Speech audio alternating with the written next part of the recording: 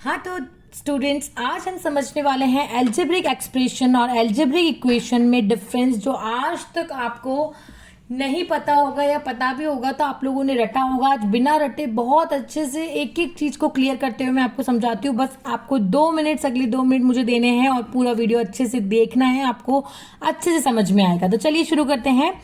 Expression और equation में पहले हम ये देखते हैं कि सिमिलरिटीज क्या होती है। ठीक है, तो एक्सप्रेशन और जो आपकी इक्वेशन है वो दोनों की दोनों बनती है आपके कांस्टेंट, वेरिएबल्स एंड ऑपरेटर से। किससे किससे बनती है आपकी? Constant, variable and operator. Constant क्या होता है? जिसकी वैल्यू फिक्स हो, उसमें आपके सारे नंबर आ गए, जैसे 1 2 3 4 5 and so on and so on.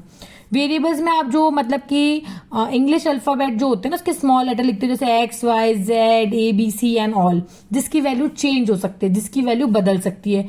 और ऑपरेटर में आ गया प्लस, माइनस, मल्टीप्लाई, डिवाइड। तो कोई भी एक्सप्रेशन और इक्वेशन इन तीनों चीजों से मिलके ही बनता है। तीनों चीजें होती है हर एक एक्सप्रेशन और हर एक इक्वेशन में। ठीक है, बट मेजर डिफरेंस क्या है? इक्वल्स टू साइन का, कि एक्सप्रेशन में कोई इक्वल्स टू का साइन नहीं होता है, बट इक्वेशन में ही आ रहा है इक्वल, तो इक्वेशन में तो इक्वल्स टू का साइन होता है।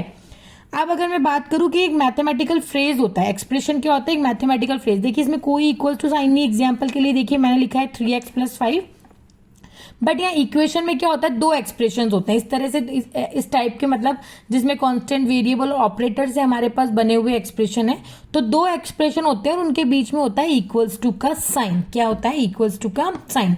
अब एक्सप्रेशन का गोल क्या होता है? कि सिंप्लीफाई और calculate value by plugging in specific numbers for the variable. कि वेरिएबल के आप 1 डालो तो 3 1 = 3 + 5 8 आ जाएगा। वेरिएबल के अगर आप 2 डालो तो 3 2 = 6 6 + 5 आपका 11 आ जाएगा। तो आपको कुछ नहीं करना होता है, इसको सिंप्लीफाई या कैलकुलेट करना होता है एक्सप्रेशन को, कि वेरिएबल की जगह आप वैल्यू लिखिए स्पेसिफिक नंबर और आपके पास आंसर ये आता जाएगा। लेकिन इक्वेशन में आपके क्या होता है कि एग्जैक्ट न्यूमेरिकल वैल्यू हमें निकालनी होती है इस वेरिएबल की, कि जिससे जो स्टेटमेंट है वो ट्रू हो। देखो आपको मैं एग्जांपल से समझाती हूँ।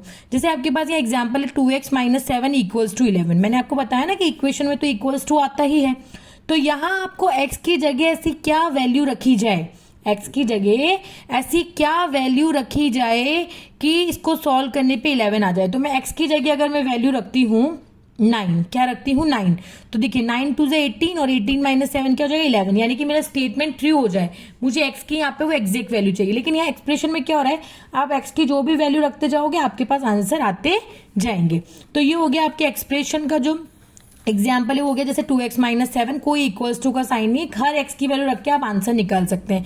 लेकिन इक्वेशन में आपको x की एक फिक्स वैल्यू रखनी पड़ेगी कि जिसको सॉल्व करने पर RHS के बराबर आ जाए, यानी कि ये स्टेटमेंट आपका ट्रू हो जाए। अब इसके सॉल्यूशन की अगर हम बात करेंगे तो आपके एक्सप्रेशन का कोई सॉल्यूशन नहीं होता। इसकी वैल्यू तो जैसे आपने वेरिएबल की वैल्यू चेंज कर दी वैसे इसकी वैल्यू भी चेंज हो जाएगी। लेकिन यहाँ पे एक स्पेसिफिक सॉल्यूशन होता है। जैसे यहाँ स्पेसिफिक सॉल्यूशन 9 ही होगा, 9 के अलावा इसका आंसर और कुछ भी नहीं हो सकता है। लेकिन यहाँ पे एक्स की वैल्यू कुछ भी रखते जाइए, इसका कोई स्पेसिफिक सॉल्यूशन नहीं है।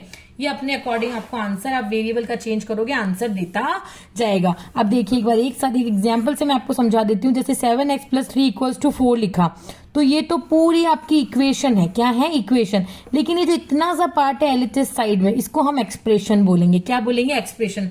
तो अगर स्टूडेंट्स आपको समझ में आया हो ये कॉन्सेप्ट अच्छे से, तो please subscribe my channel and follow me and press the bell icon. और इसी तरह से मैथ्स के छोटे छोटे कॉन्सेप्ट को बहुत आसानी से समझने के लिए मुझे सब्सक्राइब कीजिए। Thank you, bye bye. मिलते हैं इसी तरह से नेक्स्ट वीडियो में।